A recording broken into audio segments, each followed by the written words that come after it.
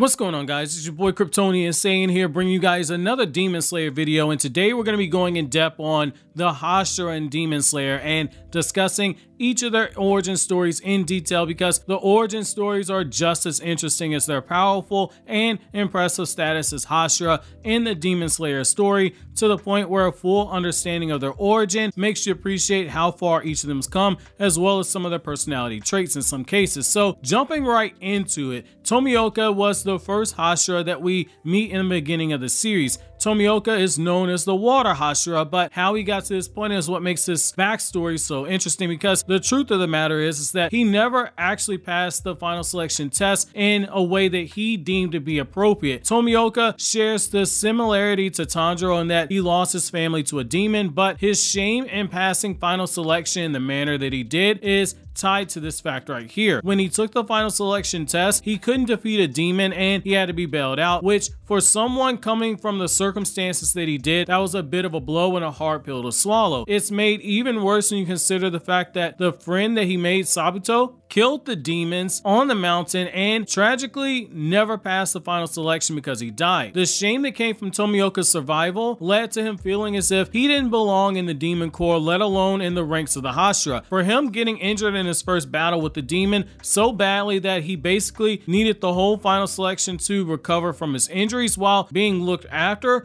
is what made this shame even greater. For that reason, he didn't consider himself a legitimate Hashira, and even goes as far as to say that Sabuto, likely if he would have survived, would have been a better Hashira than him. Essentially, it was survivor's remorse, which is defined as feelings of guilt that occur after surviving a life-threatening traumatic event when others did not actually survive. It's a common reaction to traumatic events and a symptom of post-traumatic stress disorder. The irony in this is that Giyu, in his own right, he's actually very strong. He might have started from a place of being viewed as being weak, but he never stayed weak and he continued to grow stronger, but he still nonetheless believed himself to be too undeserving of being a Hashira. He feels so undeserving of that title that he viewed Tanjiro as having the potential to be worthy of that title, which is why he got so upset when Tanjiro moved away from the water-breathing fighting style. Going even further into this, when Tanjiro tells Tomioka to focus on the gift of his life that Sabuto gave him, it makes him think back to his own conversation with him and how Tomioka said that he wished he'd been killed by the demon instead of his sister, who was about to be married, but she gave her life in order to protect him. Sabuto told Giyu the same thing that Tanjiro did, to cherish your life that someone else died in order to extend, and to make the most out of that life, or else you disrespect the dead. Going even further, it becomes even more tragic when you consider the information that's given to us in the Demon Slayer data book, where it's revealed that nobody believed him when they heard that his sister was killed by a demon, because demon existence was not public knowledge.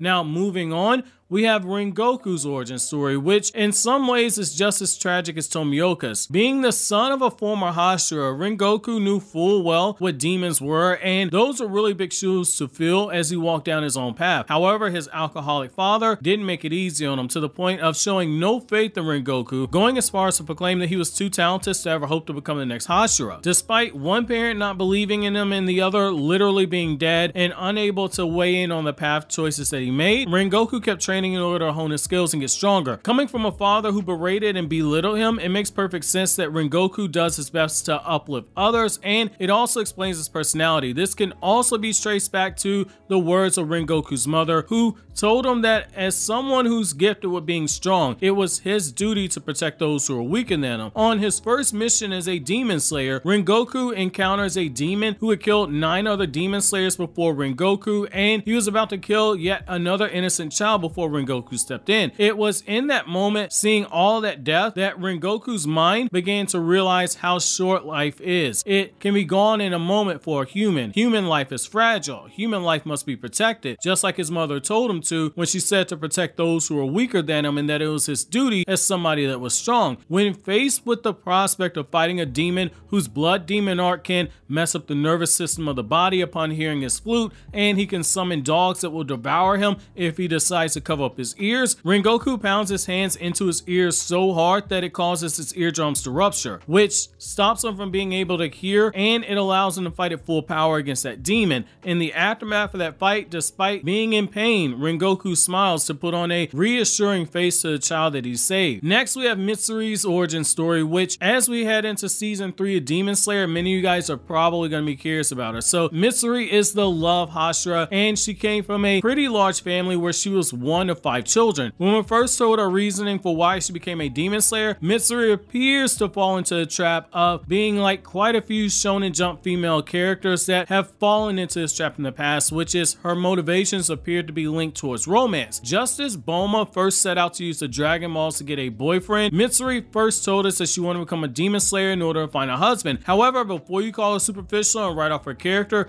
there's actually a lot more to this, in particular to her reasoning, and I think it's going to make you like her character more. So when she was younger, Mitsuri ate not like a woman, but she ate like a man with an enormous appetite of 3 sumo wrestlers, and she possessed incredible strength, being able to lift up a pickling stone that weighed 4 kan. Her muscle density is 8 times that of a normal human, despite her having what appears to be a thin set of arms. The expression appearances can be deceiving applies here in the situation for really good reason. Not only is she 8 times stronger than the normal person, but she's also extremely flexible beyond that of what normal human beings are capable of. However, you might be saying, what does all this have to do with being someone who joined the Demon Corps looking for a husband? Well, as a woman who is as physically strong as she is and eats the way that she does, it isn't considered feminine in society, in particular Japanese society during this era where everything is set, which is why she joined the Demon Slayer Corps, because someone strong enough to be a Demon Slayer would likely want to take her on as a wife. Her line of thinking here isn't without reason. The man that she was arranged to marry backed out because of her hair color, and he compared her strength to being the reason that only someone that was a boar or a cow would ever want to marry. It was for that reason he didn't want to pass on those genetics to any children that the 2 of them might create. Before she would join the Demon Slayer Corps, she would do the one thing that nobody should ever do, which is she tried to change herself for the approval of others. She went from eating enough for 3 sumo wrestlers to barely eating it all and dyeing her hair black in order to fit in with normal society. She was so worn down from the lack of proper nutrition that she would pass out as a result of it. In time, she would join the Demon Slayer Corps, and it would be there that she could stop pretending to be someone other than who she was and find her real purpose, while also being in the proximity of strong men who would not be intimidated by her freakishly strong power. Mitsuri would also be taught by Rengoku to use the fire breathing style, but in time she would modify it into her own special style, which is known as the love breathing sword art. When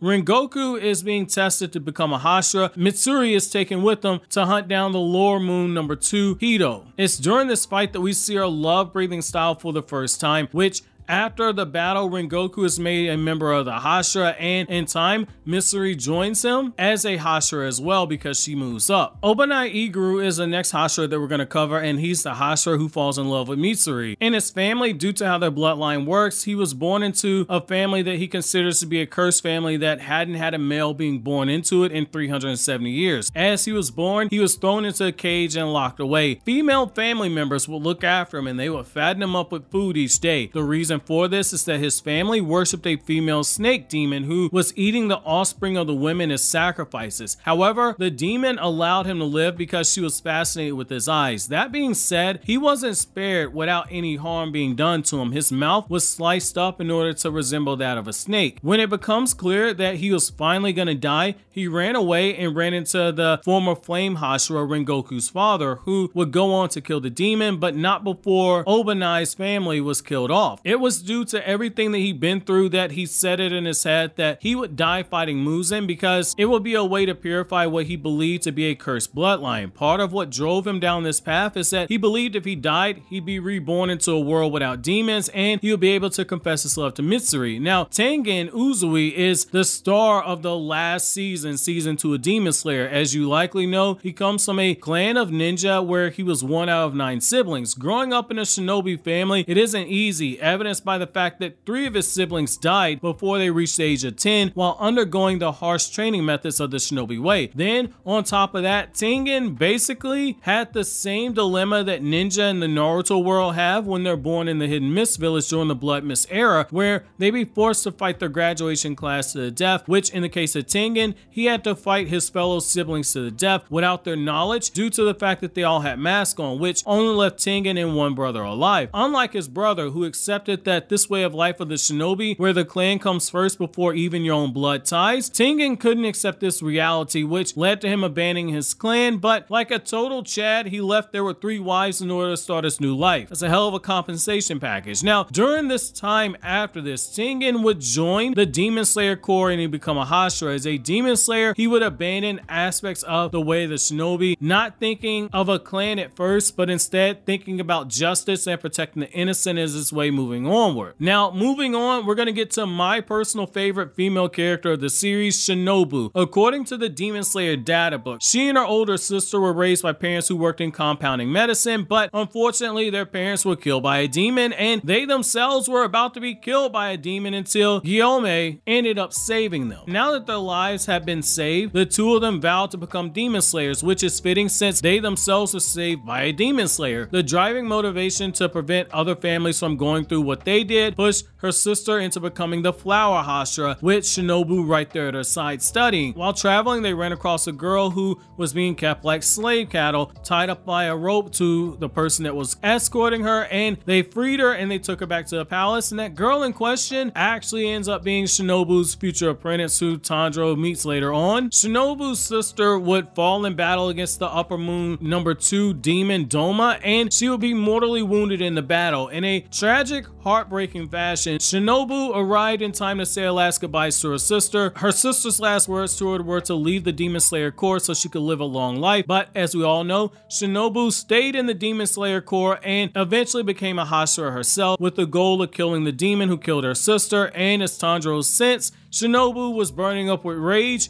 towards the demons in her heart. Now, Gyomei is the strongest Hashira and one of the more interesting of them. His origin story is just as tragic as the other Hashira. He was a blind monk who raised orphan children inside of a temple. On one fated night, one of the children left out the temple and he was promptly captured by a demon, but in exchange for his life being spared, the child offered to tell the demon where to find the other 8 children in the temple. Gyomei had taken precautions to protect the temple and the children inside by burning wisteria in order to keep the demons out, but the child who made the deal with the demon put out the wisteria incense in order to allow the demon to enter the temple. After 4 of the children were killed right away, Gyomei tried to protect the other children from the demon, but failed in a very heartbreaking fashion to protect the children, or at least to protect all of them. 3 of the children got spooked and they ran away and they were killed. Gyomei went into a rage and he fought the demon to the death with his bare hands. The heartbreaking thing about this situation is that due to demon existence not being public knowledge,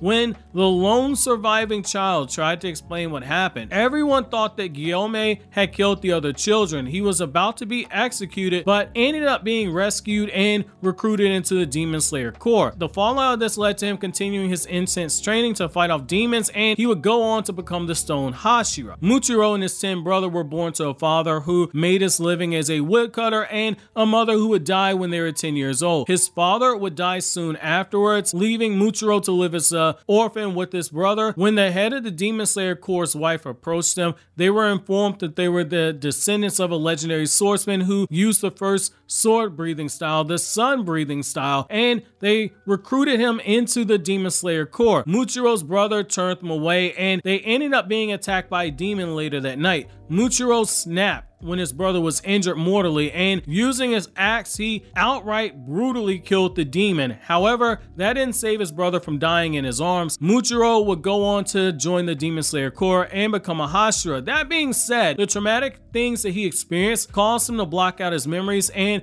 it can be argued that the trauma of having his brother die in his arms is what caused him to take on some of the personality traits of his brother, which turned him into a bit of a cynic instead of being the compassionate character who we know him to truly be. Sanemi is the final Hashira who we're going to cover today. Being born the oldest of 7 children is where his story starts. However, his childhood was far from happy due to his father abusing his wife and children. When his father died after getting stabbed, Sanemi would feel nothing at the loss of his father's death, which makes a lot of sense. While he was protecting his father, the death of someone so cruel that he would beat his wife and would ignore the fact that she was trying to protect their children from him. He wasn't a good person, therefore Sanemi didn't miss him. Sanemi tried to step up like any good oldest son and become the man of the house and take care of his family. One day, after noticing that his mother hadn't returned home, Sanemi went out to look for her. However, while he was out looking for her mother, their household was being attacked by everyone else inside of it, except for his younger brother. However,